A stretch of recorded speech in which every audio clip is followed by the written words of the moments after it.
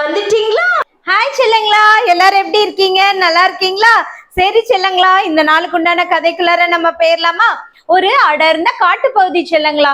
அந்த அடர்ந்த காட்டு பகுதியில ஒரு குளம் இருந்துச்சாம். அந்த குளத்துல எப்பவுமே நிறைய மிருகங்கள் வந்து தண்ணி குடிச்சிட்டு போகுமாமா. அப்ப ஒரு நாள் என்னாச்சு, இந்த மான் வந்துச்சான். மானுன்னா தெரியும்ல, டியர் வந்துச்சான். டியர் வந்து அந்த குளத்துல தண்ணி குடிக்கிறதுக்காக வந்துச்சான். அது வந்து தண்ணி குடிக்கும் போது என்னாச்சா, இப்படி போய் இப்படி, ஏன்னா தண்ணி குடிக்கும் போது இப்படி பார்த்து தானே குடிக்கணும். அப்ப இப்படி பார்த்து குடிக்கும் போது அதோடைய முகம் என்ன தெரிஞ்சுச்சான், அந்த தண்ணியில தெரிஞ்சுச்சான். அந்த தண்ணியில தெரிஞ்ச உடனே அந்த மானு தன்னுடைய முகத்தை பார்த்து, ஐயோ நம்ம இவ்வளவு அழகா இருக்கோமா, வாவ் சோ பியூட்டிஃபுல்லா நம்ம இருக்கோமே அப்படின்னு அந்த மானு தன்னைத்தானே புகழ்ந்து ரொம்ப பெருமையா பேசிச்சான். அப்ப அதை அப்படியே பார்க்கும்போது அதோடைய கொம்பெல்லாம் இருக்குல்ல, அதோட கொம்பெல்லாம் அது பார்க்கும்போது அழகா இப்படி விரிஞ்சு படர்ந்து இருந்துச்சான். லைக் பிரான்சஸ் எல்லாம் இருக்குல்ல, அந்த மாதிரி அந்த கொம்புல எல்லாம் நிறைய இப்படி படர்ந்து இருந்துச்சான்னு சொல்லுங்களா. அது அப்படியே பார்க்கும்போது வா நம்ம ரொம்ப பியூட்டிஃபுல்லா இருக்குமே, நமக்கு எவ்வளோ பெரிய கொம்பு, எவ்வளோ அழகா இருக்கு அப்படின்னு சொல்லி இந்த மான் என்ன பண்ணுச்சான், தன்னை ரொம்ப பெருமையா நினைச்சு பேசிட்டு அதோட அழக ரொம்ப ரசிச்சுட்டு இருந்துச்சா செல்லங்களா. அப்படியே ரசிச்சுட்டு இருக்கும்போது என்ன ஆச்சுன்னா, இந்த ஆடு வந்துச்சான். ஆட்டுக்குட்டி தெரியும்ல, ஆடு வந்துச்சான். இந்த ஆடு வந்து அதுவும் தண்ணி தாகன்றதுக்காக தண்ணி குடிக்க வந்திருக்கு செல்லங்களா. அப்ப அது வந்து தண்ணி குடிக்கும் போது அதுவும் வந்து தண்ணி குடிச்சிட்டு இருக்குது. அப்ப இந்த மான் என்ன தெரியுமா பண்ணுச்சு, இது என்னடா இந்த ஆடு இத்தினோண்டு கொம்பு வச்சிருக்கு, இதெல்லாம் ஒரு கொம்பா, பார்க்கவே ஒரு மாதிரி இருக்கு, நல்லாவே இல்லை, இதை பாக்குறதுக்கு அசிங்கமா இருக்கு, இதெல்லாம் ஆட்டுக்கு ஒரு கொம்பு இப்படி இருக்கு, சின்ன கொம்பா இருக்கு, இதெல்லாம் அழகுன்னு இருக்கு, என்ன பண்றது. அப்புறம் இது என்ன பண்ணுச்சு, இப்படி தன்னையே பார்த்துக்குது, ஆட்டை கொம்பை விட நம்ம கொம்பு எவ்வளவு அழகா பியூட்டிஃபுல்லா இருக்கு அப்படின்னு சொல்லிட்டு இது அதவே ரொம்ப பெருமையா நினைச்சுக்கிட்டு இருந்தது செல்லங்களா. இப்படியே நினைச்சிட்டு இருக்கும்போது பின்னாடி இருந்து யாரோ வர சத்தம் இந்த ஆட்டுக்கும் இந்த மானுக்கும் தெரிய வந்துருச்சு. யாரோ நம்மள வந்து பிடிக்க போறாங்க அப்படின்னு அதோட சத்தத்தை இது நல்லா கேட்டிருக்கு செல்லங்களா. அப்படி கேட்டுட்டு இருக்கும்போது என்ன ஆச்சுன்னா, பின்னாடி அதுக லைட்டா அப்படியே இருக்கு, தண்ணி குடிச்சுட்டே அதுக்கு அந்த சத்தத்தை என்ன பண்ணுது, ரொம்ப கேக்குது. ஏன்னா ஆட்டுக்கும் மானுக்கும் என்னன்னா, யார் பின்னாடி வந்தாலும் காது நல்லா கேட்கும் அதுகளுக்கு. அதனால அது உன்னிப்பா கவனிக்குது செல்லங்களா. அப்படியே கவனிச்சுட்டு இருக்கும்போது பார்த்தா பின்னாடி இருந்து சிங்கம் இவங்க ரெண்டு பேரும் தண்ணி குடிக்கிறத பாத்துருச்சு. அதனால ஓ சூப்பர், நமக்கு இன்னைக்கு செம்ம இற கிடைக்க போகுது, நம்ம சாப்பிட போறோம் ஃபுட்டு, அதனால இவங்களை எப்படியாவது போய் நம்ம பிடிச்சிடணும்னு சிங்கம் என்ன பண்ணுது, மெதுவா வரத இவங்க நோட்டீஸ் பண்ணிட்டாங்க. அப்புறம் சிங்கம் ஒரு ஓட்டம் பிடிச்சிச்சு பாருங்க அவங்கள பிடிக்கிறதுக்காக. இது ரெண்டுகளும் உளுந்தடிச்சு ஓடி போச்சுங்க. ஓடி போற நேரத்துல என்ன தெரியுமாச்சு, ஆடு ஒரு பக்கம் ஓடுது, இந்த மான் ஒரு பக்கம் ஓடுது. அப்ப கூட இந்த மான் என்ன தெரியுமா செல்லங்களா நினைச்சிச்சு, நமக்கு அழகான சின்ன காலா இருக்கு நம்ம காலு, மானோட கால் பார்த்திருக்கீங்க தானே, அது ரொம்ப சின்னதா இருக்கும் இல்லையா, பார்க்க அதுவும் அழகா இருக்கும் இல்லையா செல்லங்களா.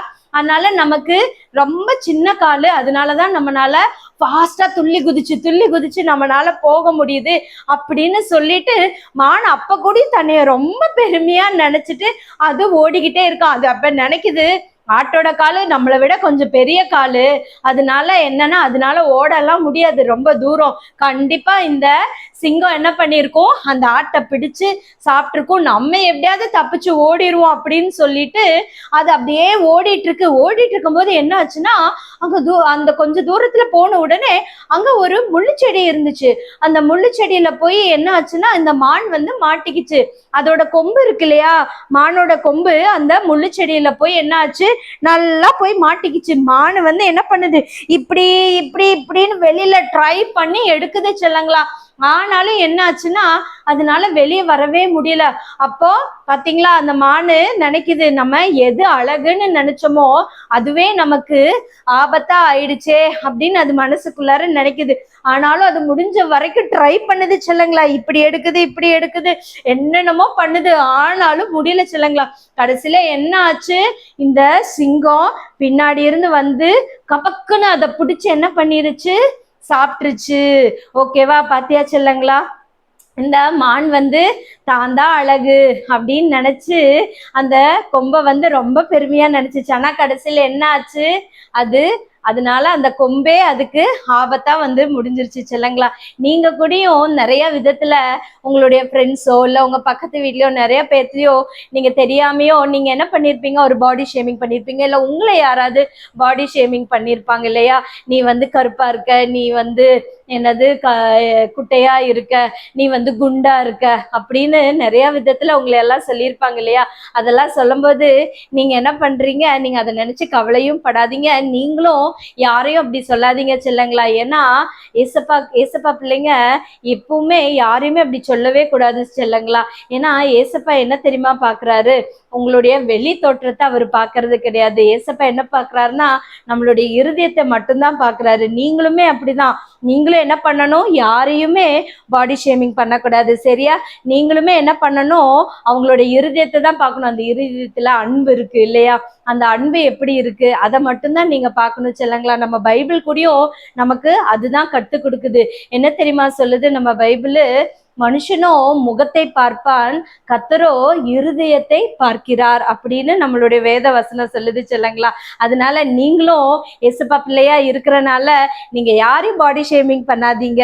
நீங்களும் மற்றவங்களுடைய இருதயத்தை மட்டும் பாருங்க, சரியா செல்லங்களா? அக்கா சொல்லி கொடுத்த மாதிரி நீங்க எப்பவுமே குட் கேர்ள்ஸாவும் குட் பாய்ஸாவும் இருக்கணும், சரியா? நம்ம இந்த வசனத்தை படிப்போமா? என் கூட சேர்ந்து நீங்களும் சொல்றீங்களா?